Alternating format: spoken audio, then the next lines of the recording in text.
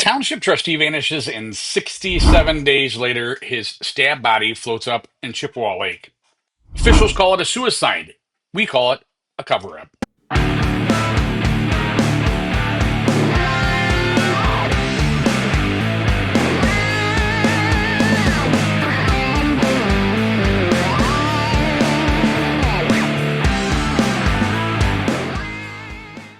Tentacle Nation, welcome back. I'm the infamous ex-chief, and today we're hitting pause. Not because the story's over, but because too many joining voices are joining us. Two new voices are joining us, asking very similar questions. What the heck happened to Bryon Macron? It's also one thing for me to point out the contradictions one episode at a time, but I think they lose the totality of everything along the way. Now, I can't go back and put everything we've done in the amount of episodes that I have covered. When I first started this, I never thought it would be so much negligence. And it's not just with one agency, it's with almost everyone that's touched this investigation. And folks, I really am pro police, not pro corruption. All right.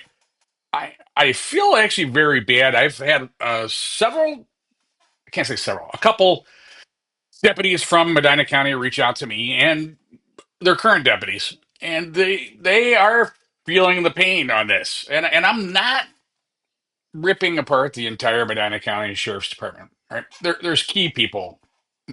There's investigators that originally investigated this who pretty much botched this entire investigation. Those people I'm definitely calling out. I am calling out Terry Grice a little bit. Right? His current detectives that he has looking into this, Dimmer Switch, Detective Dimmer Switch. I mean, wow, just astonishing to me. And I would love for Terry to give me an explanation of how he selected these morons to reinvestigate. And I can't, Covey, I think his name was the last investigator. I can't say very much about him. He actually looked pretty thorough for the little that he did. It was only one interview that I saw. But I just want to point this out. I'm pro cop, not pro corruption. I'm normally not doing hit pieces on police, but when they are called for, I'm going to do it. Let's first talk about the administration building scene. December 16th, 2016. Before Bryon Macron was ever found in the lake, the very first crime scene was the Lafayette Township Administration Building. Friday, December 16, 2016, 07:25 and 54 seconds. Sheriff Miller's office, dispatch narrative. Hello? Sheriff's office, can I help you? Yeah. Hey, this is Rick. 07:26 and 04 seconds. He's working, yes. Okay. Put me through to the cell phone. I'm sorry? 07:26 and 14 seconds.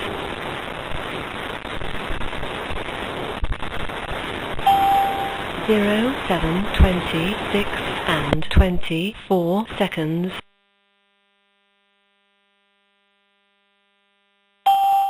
07:26 and 34.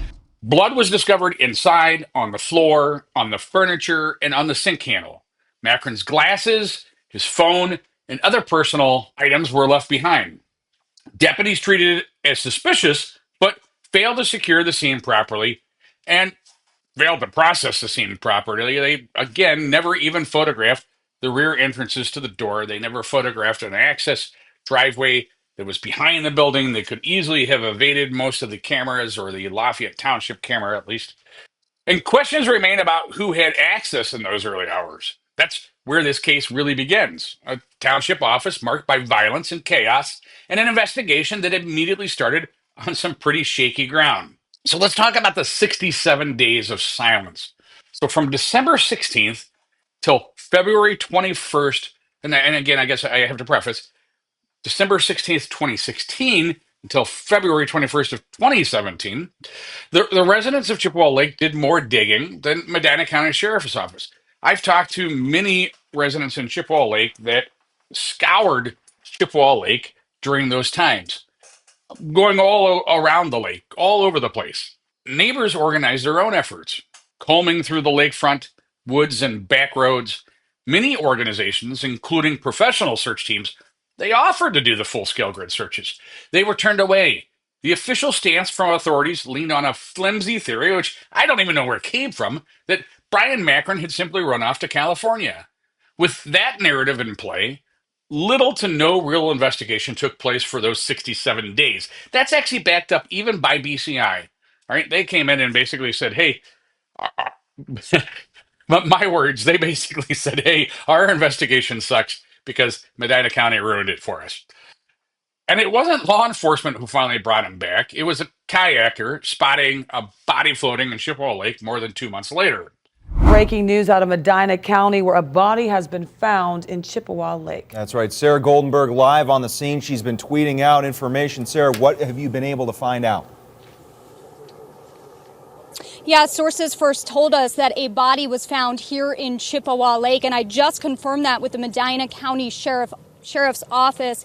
So far, no ID on the body, but I can tell you this area of the lake in a parking lot over here is where the car of missing Lafayette Township trustee Bryon Macron was found. But again, we have no ID on this body.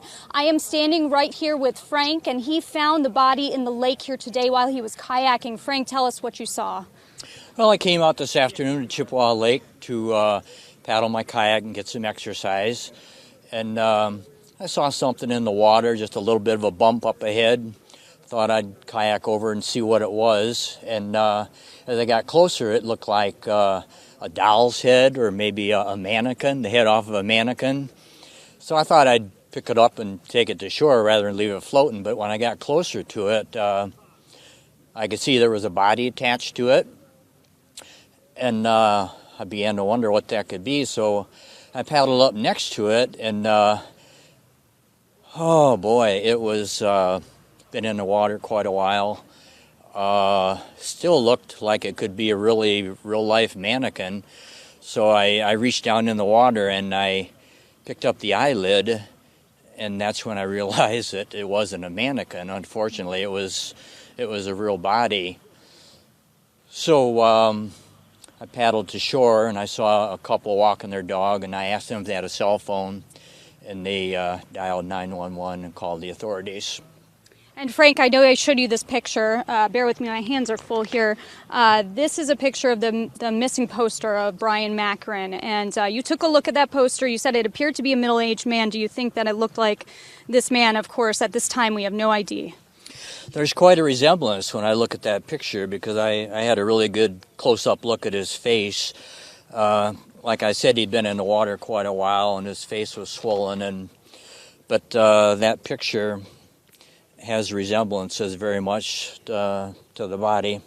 Okay, thank you, Frank. So again, all we can tell you right now is that the body of a man was found here in Chippewa Lake. We do have no ID, but again, Lafayette Township trustee Bryon Macron has been missing since December 16th. His car was found parked here along Beachside Boulevard. The Medina County Sheriff's Office tells us that he disappeared under suspicious circumstances and that blood was found inside of his office and his car. We are working to get more information, and as soon as we have an ID on who this person was here, pulled from the lake tonight, we will get that for you.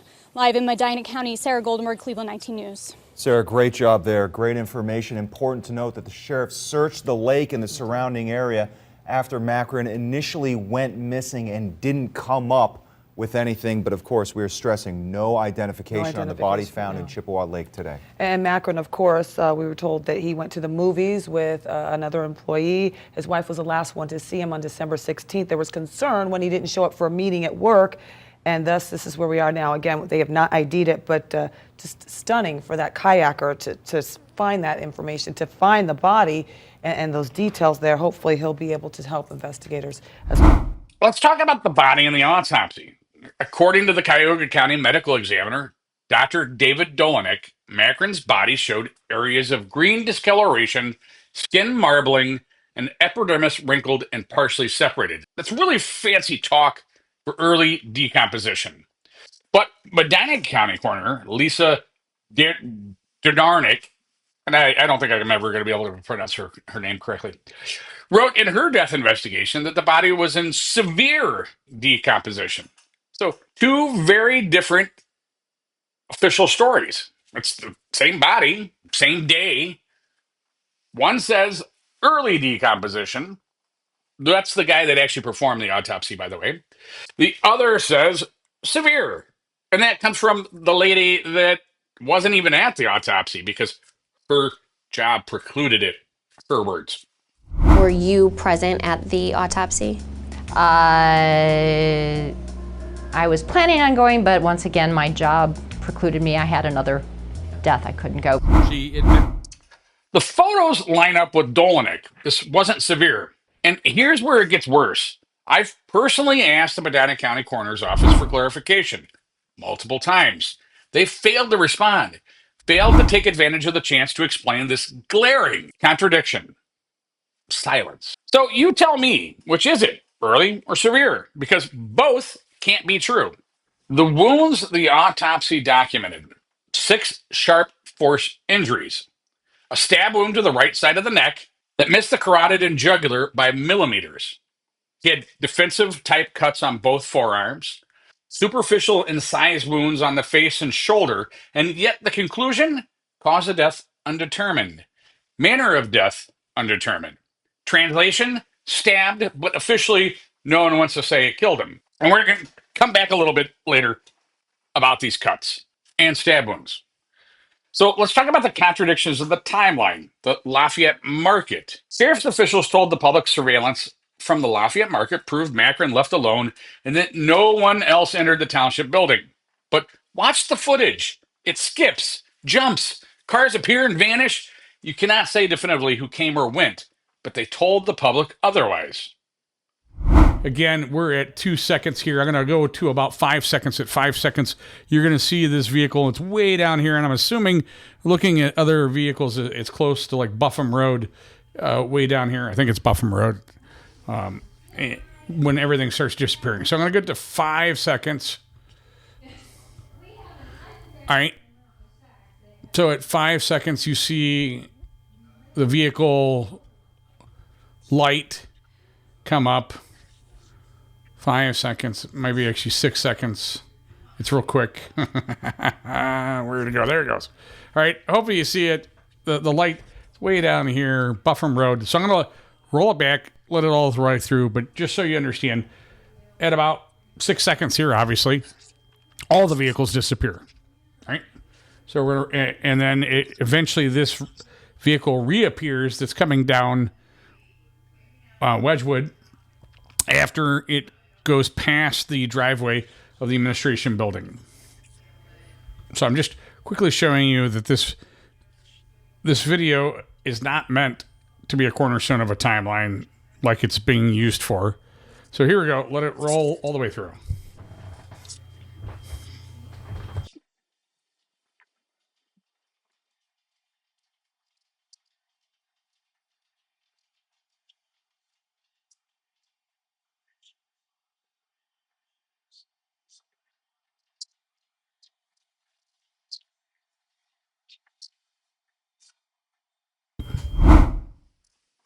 Bring us to the Stevens residence. It was a camera system, video system on Beachside.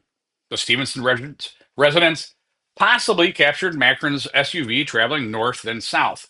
And at one point, a figure moves across the frame. Could be him, could be someone else. But the sheriff's office treated it as proof, slotting it neatly into their timeline. The timestamps don't hold, and the footage is far from definitive. We've gone over it. Please go back and look if you don't recall. They told us no one else was involved. They stood at a podium, looked the public in the eye, and declared it case closed. But last week, we tore that script to shreds. The Lafayette Market footage, a circus of contradictions. Cars jumping, disappearing, an access road no one talked about, and a mystery vehicle they never identified. So this week, we're shifting just down the road to footage the sheriff's office barely mentioned. The Stevens residence. 18 events, not 3. School buses with cameras, people jogging, cars coming and going, and still no real canvas, no real follow-ups. You're about to see what Medina County missed, or worse, what they ignored. So buckle up, because what we found changes everything. Because again, I'm ultra transparent. This is on the Discord server, folks. This is page 13 of the whole 49 pages of the extensive, I'm being sarcastic, investigation by the Medina County Sheriff's Department. But if you can see where I've highlighted here, it talks about the camera showed a timestamp at 12/15/2016 at 18:30:26. And so I did get it on multiple accounts from valid sources. The timestamp was incorrect on the camera system. All right. So that's why it's saying 18:30, which is military for 6:30 p.m. But this is around 6:30 in the morning. So these are the three things, again, that I just talked about. 6:30, a dark SUV traveling south to north along the road. The vehicle then showed the similar vehicle traveling north to south at 6:33. And at 6:38, the same camera showed a subject jogging, fast walking south to north along the road. The timestamp was off, and David had changed it prior to my arrival. So, again, I wanted to be full disclosure and show you. Those are the 3 points, the only 3 listed activities that Detective Shimonos noted. But when I did my own full video on it, there were 18 separate events, not 3. So I'm going to quickly walk you through it, and then we're going to dive into it together. All right. So some of the most important timestamps from this footage is 6:23 p.m. And again, this says p.m. on the timestamp, but it's a.m. A vehicle travels north away from the beach. At 6:27, a vehicle travels south toward the beach. Then the video shuts off. At 6:28, a pickup truck follows heading south. And at 6:30, headlights appear turning from the west onto beachside, coming from the south side of the Stevenson residence. At 6:31, a vehicle heads southbound again. At 6:33, a vehicle, which they have identified as possibly Bryon's, according to the Medina County Sheriff's Office, travels south toward the beach. At 6:38, a person jogs northbound away from the beach. And at 6:44, a vehicle turns onto beachside. Second later, a school bus comes into view. And we're going to talk about, again, these school buses, because I have confirmation that there was video back in 2016 from the Cloverleaf School District. They had video on those buses, folks. And of course, it's way past retention. It records over itself. All right. It was never requested. No fault of Cloverleaf, but major fault of Medina County Sheriff's Department. So, again, we're talking about the first school bus at 6:44. Now we're going to talk about a second school bus at 6:52. That school bus is traveling south towards the beach. And 6:54 and 6:56, joggers or walkers seen traveling both directions, towards and away from the beach. And at 7:03, a vehicle appears to be turning onto beachside, but the video cuts just as it enters the frame. The next clip, the vehicle is gone. So at 7:12 and 7:13, more foot traffic heading both south and north. At 7:25, a vehicle enters screen traveling north, and the video cuts immediately. Now, to be clear, these video cuts aren't suspicious. The system was set up to record only on motion. So yes, it's totally normal that the clips start and stop the way they do. But it does matter when no one followed up to fill in those gaps. No further canvassing. No timeline cross-referencing, no real attempt to find out where these people were coming from or going to. It's like the investigator saw motion and hit fast forward.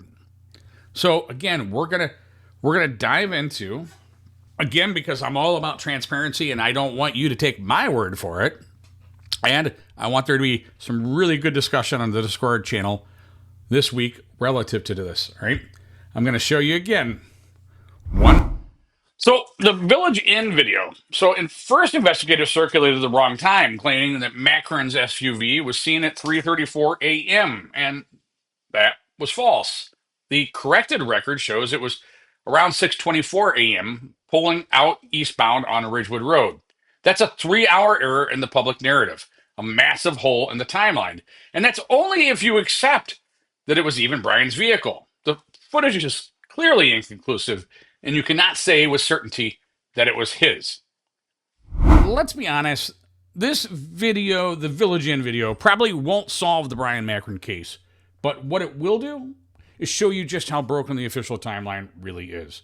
Because the version Medina County sold to the public, it wasn't built on evidence. It was built on guesswork, assumptions, and convenience, all wrapped up in a bow and called closure.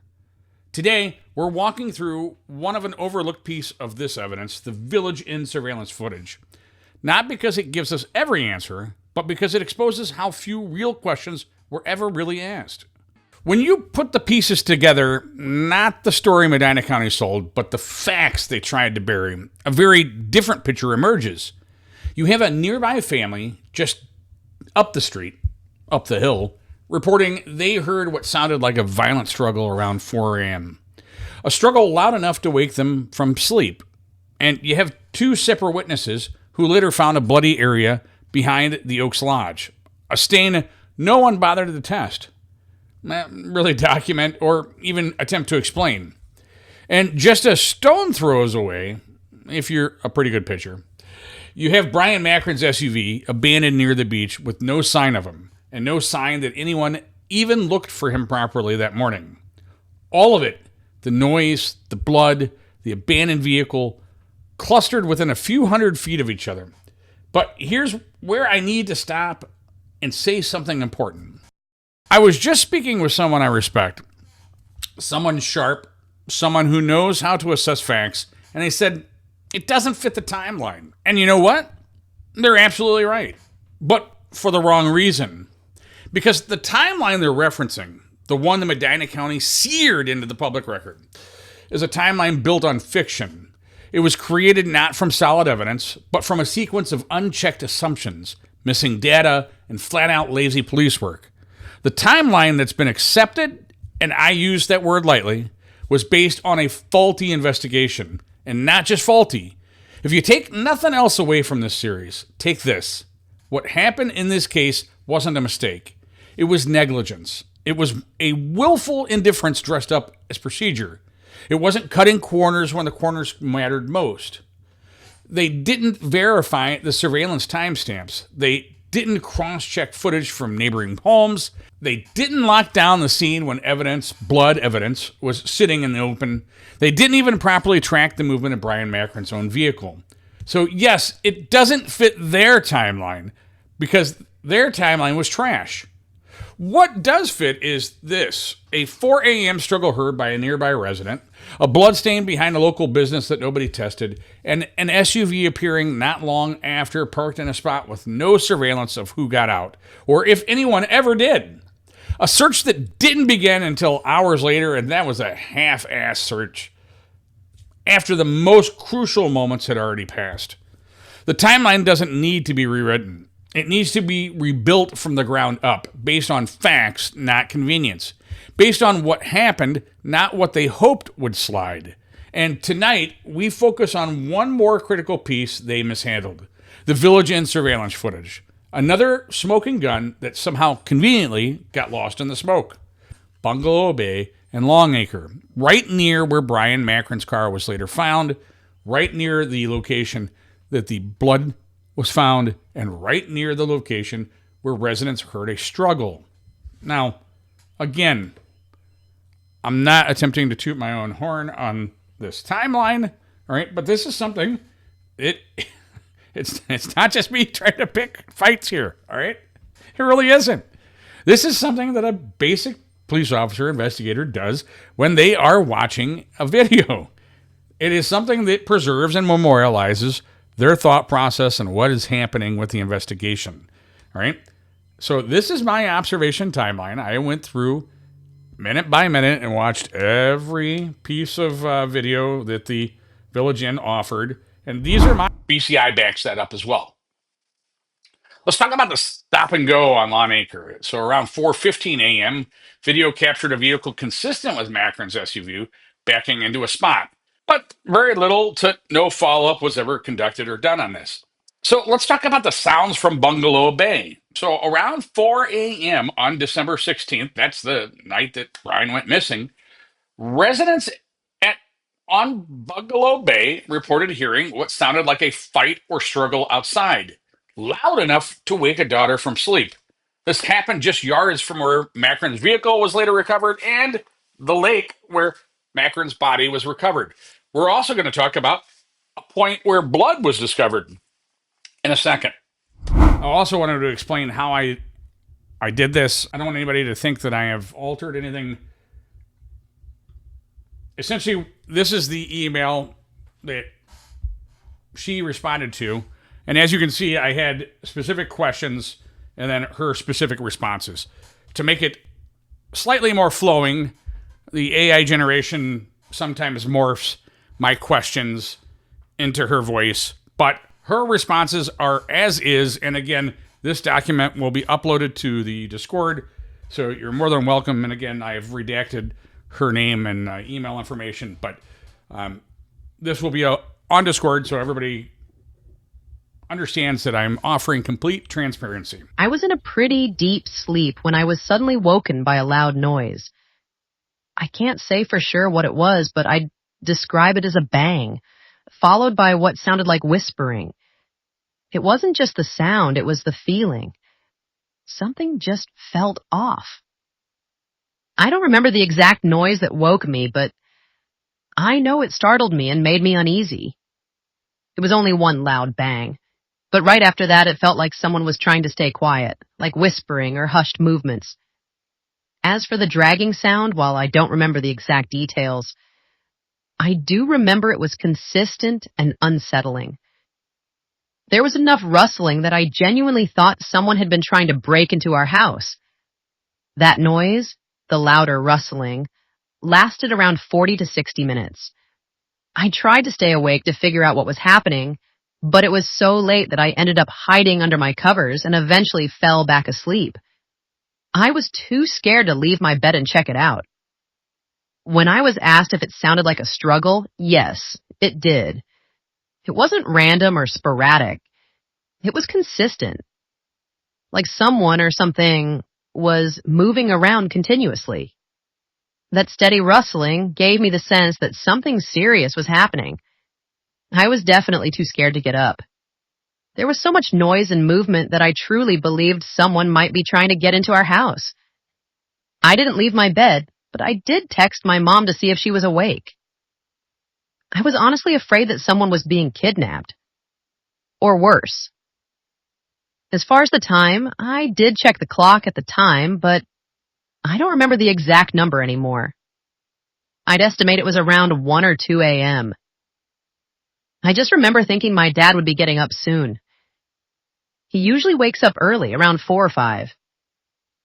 Some of the smaller details have gotten fuzzy, but I'll never forget how it all unfolded.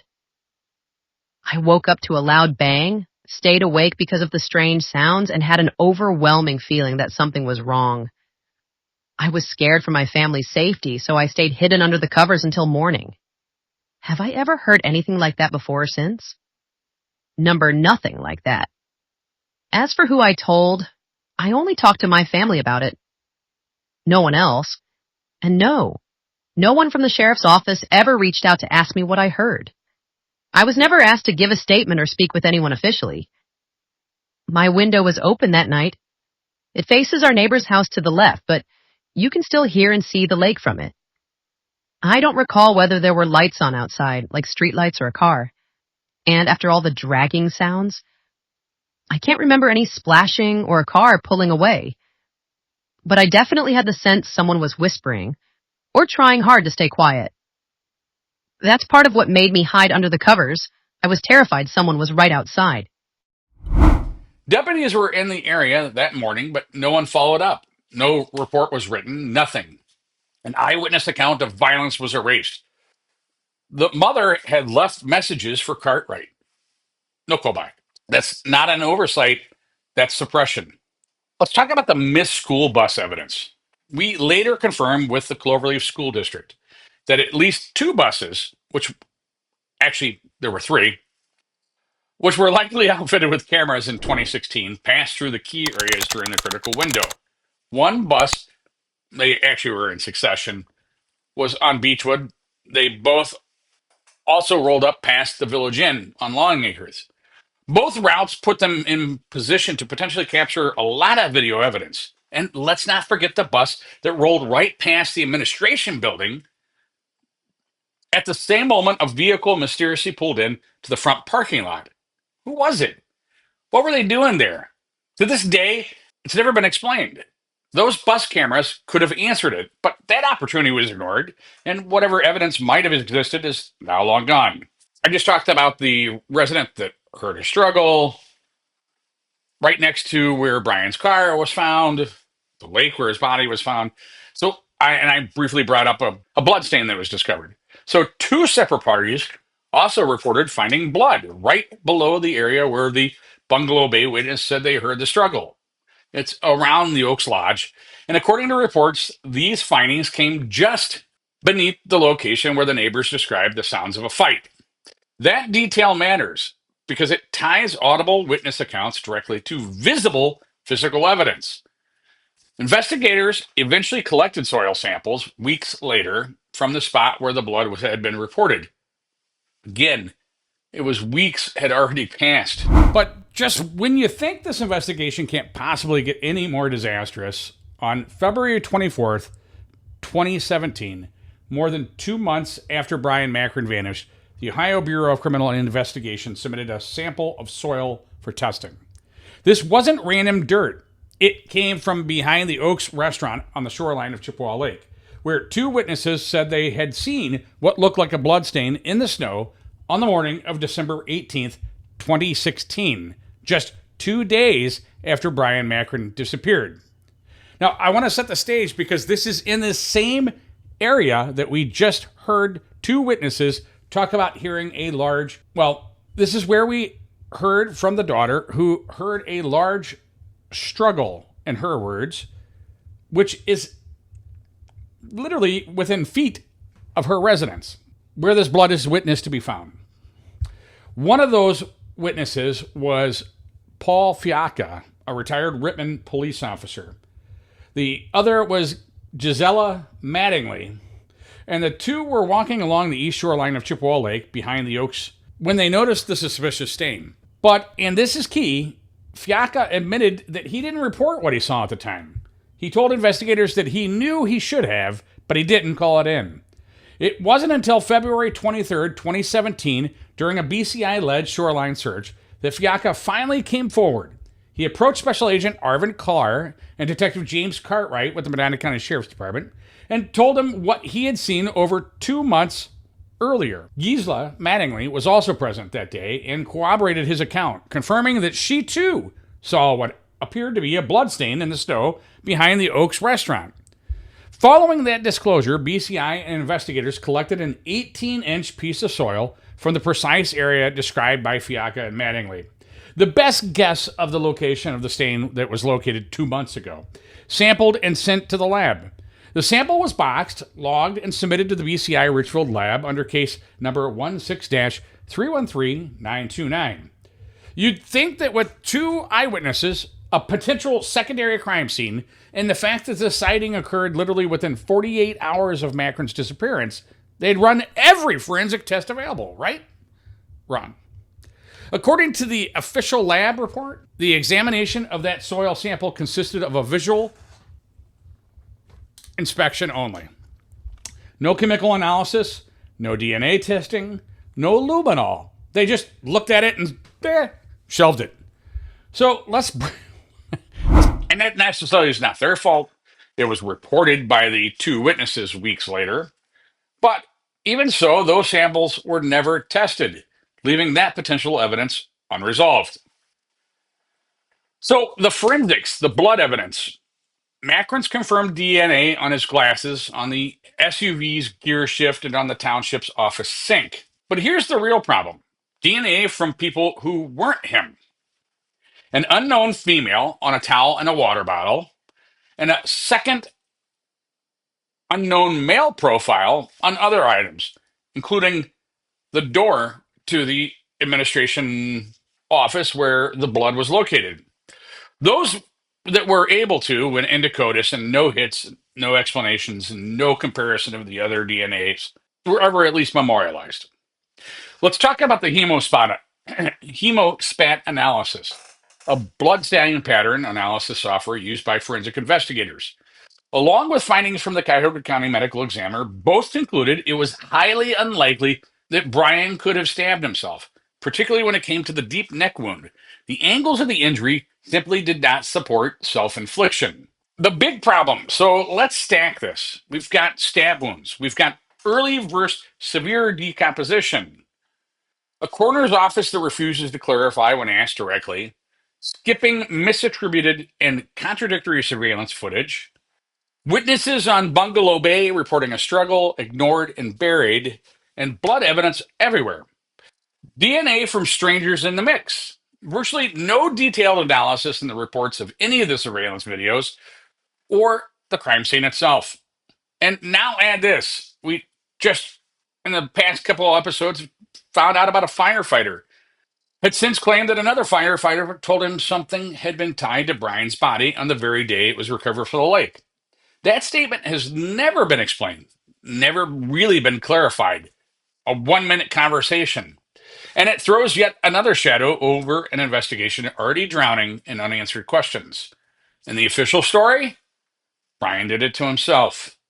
That's not investigation, that's narrative control. Before we close, some quick housekeeping, Tentacle Nation. Tentacle Nation is growing. If you're just finding us, welcome. And if you're riding with us from the start, you know we're just getting started. If you have tips or if you want to dig deeper, go to www.theinfamousexchief.com. That's the one-stop hub with scored, signal, email, anonymous submissions, new case suggestions, plus links to YouTube, Rumble, and Apple Podcasts. And if you want to support this work, keep these lights on, check out Patreon. It's free to join, and Founding Tentacles get early access, behind-the-scenes updates on public records battles, and a say in which case we go to next. Your support isn't just encouragement, it's leverage. It tells the powers that be that people are watching, people are listening, and people will not go away. And that's why we keep going. For the family, for the truth, for the record that says, loud and clear, this doesn't add up. If you're new, this is your catch-up. If you've been here since the beginning, you know how deep these cracks go. Stay loud, stay sharp, stay with Tentacle Nation. Be loud, be heard, shake the system until the truth falls out.